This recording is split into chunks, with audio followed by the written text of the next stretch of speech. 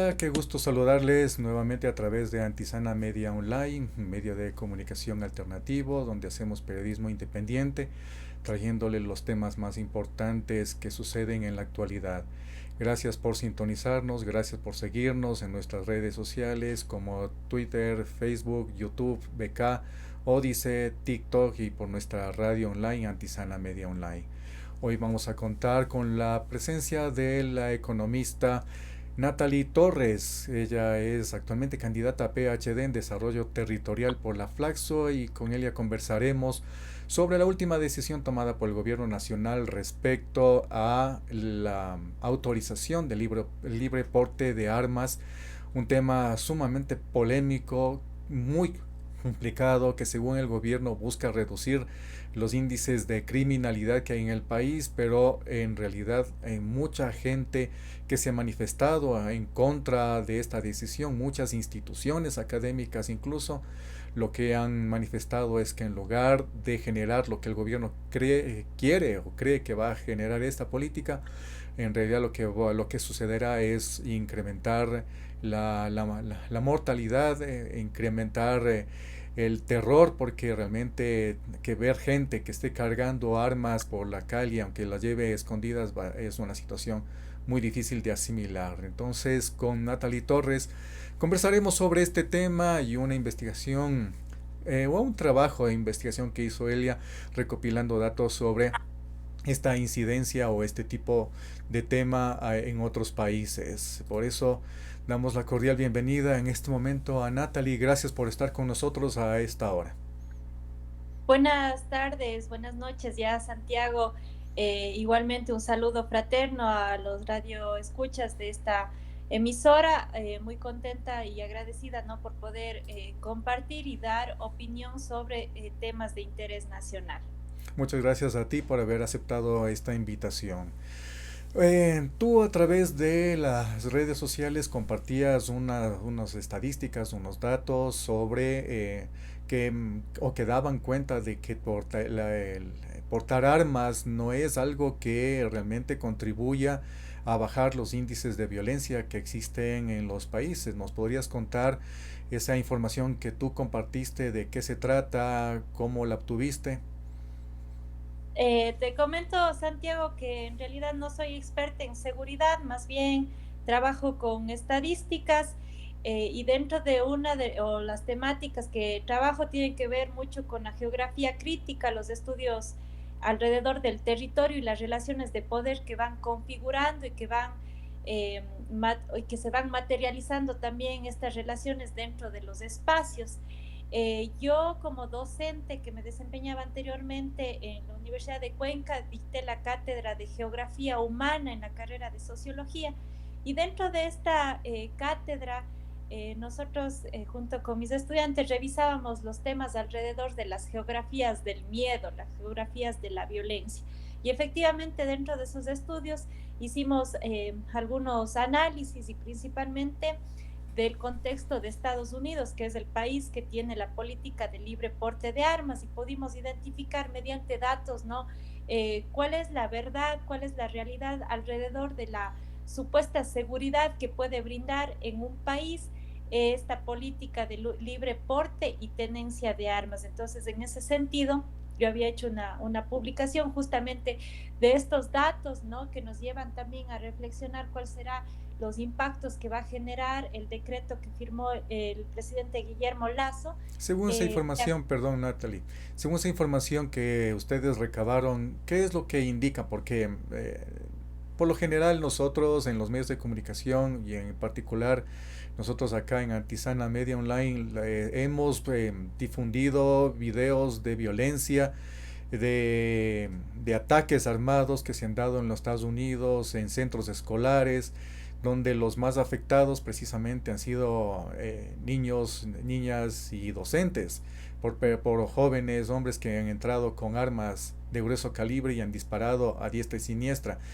Inclusive algunos compatriotas que viven allá en los Estados Unidos manifiestan que eso es casi a diario. O sea, claro, no sale todo en las noticias, no se visualiza todo, pero es casi a diario que hay conflictos de este tipo, de personas que portando armas libremente provocan situaciones violentas. Efectivamente, y está totalmente relacionado con la política de libre porte de armas. Mira, Estados Unidos es el país con mayor producción, pero además con mayor comercialización de armas dentro del país y fuera del país. De hecho, es el primer exportador de armas a nivel mundial, seguido luego por Rusia. En Estados Unidos, entre el año 2010 y 2019, ¿no? En ese lapso de 9 años, se vendieron legalmente en promedio 13 millones de armas cada año. En el último periodo 2020 y 2021, las ventas anuales aumentaron considerablemente a 20 millones. Según instituciones gubernamentales de Estados Unidos, detallan que cerca de 170 millones de armas de fuego se han producido en las últimas 3 décadas y la producción sigue aumentando, ¿no? Considerablemente. Entonces estamos hablando que en Estados Unidos existe una cultura de armas, pero también una cultura de violencia. Es el país que más armas por habitante tiene. Existen 120 armas por cada 100 habitantes, más del doble del segundo país que tiene igualmente libre posición o este derecho, ¿no? de poseer armas, como es Yemen. Esto implica que en Estados Unidos hay más armas que personas y el 85% de estas armas está en manos de personas civiles, ¿no? De personas civiles, y el 15% en manos de militares y agentes del orden. Hay una organización en Estados Unidos que es la Asociación Nacional del Rifle, que ha sido la principal organización que ha ido presionando a que las instituciones y la sociedad civil avancen al derecho a portar armas, ¿no? Sin embargo, es importante que en este país no necesariamente el libre porte de armas ha significado una reducción de los índices de violencia. Por el contrario. Antes de pasar a ese de la reducción del índice de violencia, si ha sucedido o no, esos datos que tú pones de 120 armas por cada 100 habitantes tiene mucho sentido porque en los videos o en las noticias que muchas veces hemos pasado, se ve, por ejemplo, que personas tienen entre 4, 5 o más armas guardadas en su domicilio, desde pistolas hasta rifles de asalto. Y inclusive en las últimas matanzas, digámoslo así, en esos términos que hubo en los Estados Unidos, ya surgió el debate allá de prohibir las armas de asalto, que son las más peligrosas, las que causan mayor daño a cuando una persona sufre un impacto de bala de este tipo de armas. Claro que en los Estados Unidos como tú bien dices, hay una cultura muy enraizada de que allá se considera que es un derecho portar un arma, cosa que en realidad no es, porque si es que estamos hablando de derechos humanos, no es un derecho humano portar un arma, pero allá lo consideran que sí es un derecho para ellos tener un arma y que no les pueden negar eso. Y claro, la situación o el hecho es de que el clima de violencia que se respira allá, o la inseguridad que se tiene con las personas que cargan armas, claro que no podemos decir que todos los que cargan armas son peligrosos, pero sí hay un porcentaje de gente que realmente demuestra un alto grado de peligrosidad al tener un arma en su poder. Sí, de hecho es cultural poseer un arma en Estados Unidos porque la gran mayoría lo usa para fines recreativos, como por ejemplo la caza, los deportes de tiro, que son considerados incluso parte del patrimonio cultural del país, pero también la posición para fines autodefensivos. Si vemos también las estadísticas, vemos que la gran mayoría de personas que portan armas son hombres, son jóvenes que están por debajo de los 30 años. En términos de raza, hay un porcentaje bastante alto de personas blancas que poseen armas, principalmente en las zonas rurales, ¿no? Justamente también por el tema de la caza, pero además pensando en términos políticos y de clase, las clases medias y altas son las que poseen armas, no necesariamente la población más pobre, más vulnerable. Y en términos políticos, hay un porcentaje mayor de personas ligadas al Partido Republicano que tienen más probabilidades de poseer armas frente a personas del Partido Demócrata. Entonces, estos datos lo que nos refuerzan es que no solamente el tema de violencia, sino también el libre porte de armas refuerza el tema de la masculinidad y ligado a esto también la violencia de género. Hay datos importantes en el país, ¿no? De los casos de femicidio que también se vinculan con la violencia de género y el uso de armas de fuego, pero además el racismo y el clasismo. Entonces hay problemas mucho más serios alrededor también del porte de armas. Hay una, antes de que te pases a otro dato, esto es importante lo que tú has señalado, porque realmente es una situación clasista la que has planteado acá del porte de armas, porque no solamente estamos hablando de que clase media alta, y sobre todo en las clases altas es donde más se acumulan armas, sino también el hecho de que es un tema racial, es decir, traslademos un poco acá al país, o sea, las personas que podrían acceder a armas aquí legalmente, según lo que dice el gobierno, serían únicamente las personas que tienen la posibilidad de comprar este tipo de productos, digámoslo en esos términos, que no sería un producto como tal, pero digamos lo que son así un producto, serían los únicos que podrían acceder, porque si estamos hablando de personas que estamos o que están en una situación de economía muy precaria, muy difícilmente se va a poder acceder a eso para defenderse, digámoslo entre comillas. Sí, en términos coloquiales hay muchos memes populares, ¿no? Que hacen justamente broma con este tema, ¿no? De que en realidad no vamos a tener ni siquiera la plata, los recursos para poder acceder al arma y mejor compramos un rosario o algo que nos proteja. Entonces, también tiene que ver mucho con el tema, la situación económica. Pero más allá de eso, ¿no? Podemos seguir debatiendo si es que estamos, ¿no? En la capacidad incluso las personas comunes y corrientes de usar un arma de fuego, ver sobre todo cuáles son los impactos que tienen en el ámbito de la seguridad, porque aquel gobierno, el discurso del gobierno es básicamente que si es que damos o armamos a la población, se va a reducir los índices de violencia y de delincuencia. Y lo que vemos en Estados Unidos es que más bien todo lo contrario, lo que ha ocurrido es que se ha incrementado los actos de violencia. Por ejemplo, se estima que cada año 30,000 personas pierden la vida en Estados Unidos por temas de suicidios, homicidios y accidentes con este tipo de armas. Entonces vemos que son bastante dramáticos, ¿no? Estos datos y que de hecho en Estados Unidos está abriéndose nuevamente el debate que obviamente se polariza en dos posturas, en dos bandos irreconciliables, tanto a favor como en contra de esta política, pero de alguna manera vemos que es un tema que se está cuestionando en Estados Unidos. Hey, Y acá Natalie, este dato que tú das, perdón, que te interrumpa ahí, y si te quito la idea, perdón, el dato que tú dices son 30,000 muertes relacionadas directamente a tener o a la presencia de un arma de fuego.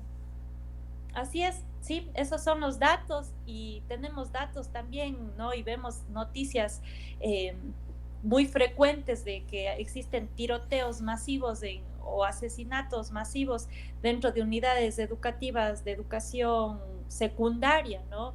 O en espacios públicos, muchos atentados contra la vida por justamente el uso de estas armas. Entonces, las cifras son reales y tienen que ver justamente por el porte de armas. Y Hay hay, una cosa ahí que justamente ese dato que tú das coincide con expresiones de rechazo que han tenido muchos colectivos de derechos humanos, indicando que los temas de violencia intrafamiliar, los temas de suicidio, se verían de pronto exponencialmente aumentados o crecerían exponencialmente debido a la presencia de un arma de fuego, porque acá en Quito, digámoslo así, se ve muy frecuentemente, bueno, no frecuentemente, estoy exagerando, pero sí se ve que de vez en cuando personas buscan el famoso puente del río Chiche para ahí cometer el acto de suicidio, que es muy, pero realmente muy trágico.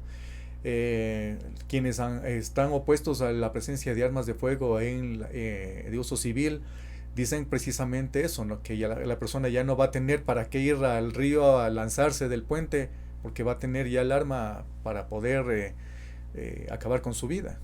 Ujú. Claro, efectivamente, ¿no? Vemos esos datos en Estados Unidos y podemos ir haciendo algunas comparaciones en el caso de Ecuador. El contexto de Ecuador es un contexto de crisis política, de crisis social, de crisis económica, que ha hecho que muchas personas no tengan problemas también de salud mental. Podríamos también relacionar el uso de armas, ¿no? Con el suicidio, pero en Ecuador también hay estadísticas que muestran que el crecimiento de los homicidios, de las muertes violentas en el país va en aumento. Entonces, en lugar de solucionar los problemas, lo que vamos a ver es un incremento aún más considerable de la violencia y de las muertes con uso, obviamente, de armas de fuego. El gobierno ha manifestado entre su discurso, ¿no? De que se va a otorgar permiso de porte de armas a personas bajo determinadas condiciones, ¿no? Que no tengan o que no sean jóvenes, que no tengan menos de cierta edad, que no tengan problemas mentales o problemas con adicción a sustancias o estupefacientes y bebidas alcohólicas. Sin embargo, en el país hay que preguntarse, ¿va a garantizarse esos requisitos cuando sabemos que incluso para sacar un pasaporte, para sacar una cédula, un documento como la licencia, existen casos de corrupción, peor en este caso? Por otro lado, ya hay circulación de armas en el país, las bandas delictivas están fuertemente armadas, incluso más que la policía y los militares. ¿Cómo se va a hacer el control de esto? ¿Cómo se va a retirar primero todas las armas que están haciéndose uso de manera ilegal? Y tercero, pensar si es que en realidad estamos las personas preparadas para utilizar un arma de fuego cuando ocurra un acto delincuencial. Estamos, cuando sabemos que no, que ese momento en realidad el miedo nos paraliza. Y si es que lográramos utilizar esa arma para defendernos, para autodefendernos, quienes nos vamos a quedar en este país o quienes se van a quedar en este país van a ser básicamente los criminales, las criminales, ¿no?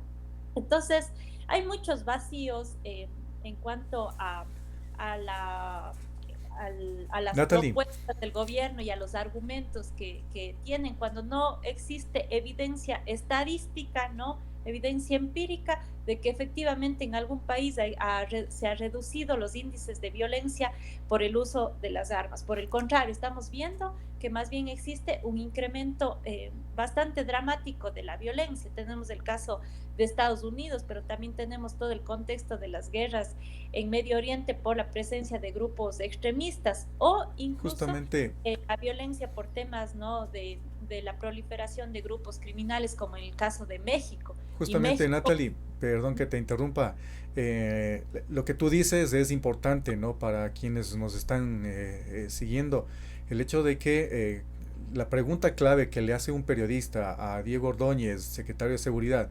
sobre en qué país se ha reducido el índice de violencia al permitir el porte de uso de armas en la población civil, no supo responder, más bien evadió y dijo que prefiere reservarse esa información.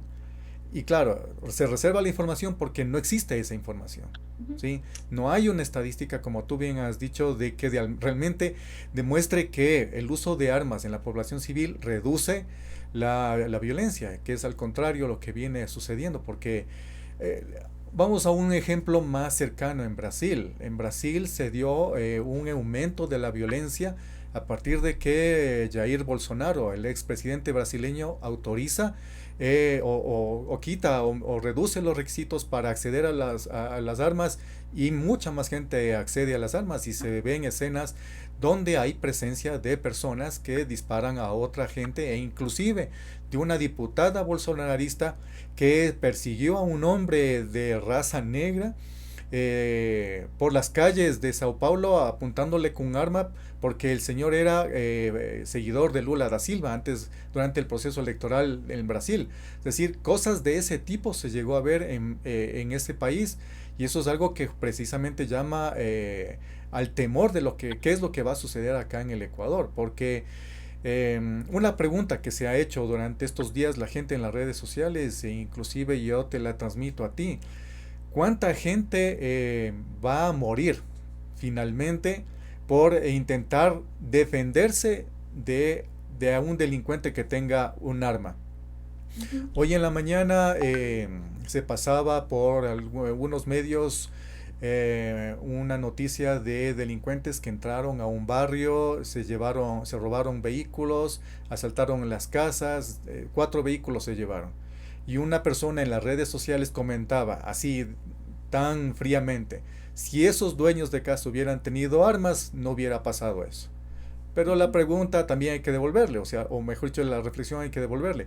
¿Cuántos dueños de casa hubieran muerto, sí, si intentaban disparar a los delincuentes que estaban armados? ¿Qué te Ujú. parece ahí? Sí, sí, sí, hay muchísimos casos que podríamos comentar, ¿no?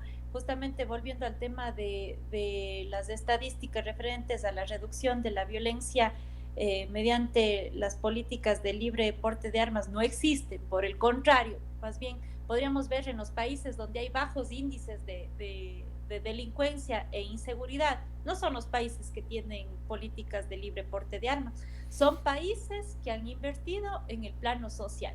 Finlandia, Islandia tienen una política bastante fuerte de educación y son los países más seguros, los países con una mejor calidad de vida. Entonces aquí no hay ningún fundamento, en este caso empírico, para esta política. Por el contrario, más bien hay una copia de un modelo fracasado estadounidense que en el mismo país se está debatiendo y acá el gobierno lo que ha hecho es replicar, como digo, ese modelo, en este caso, fracasado.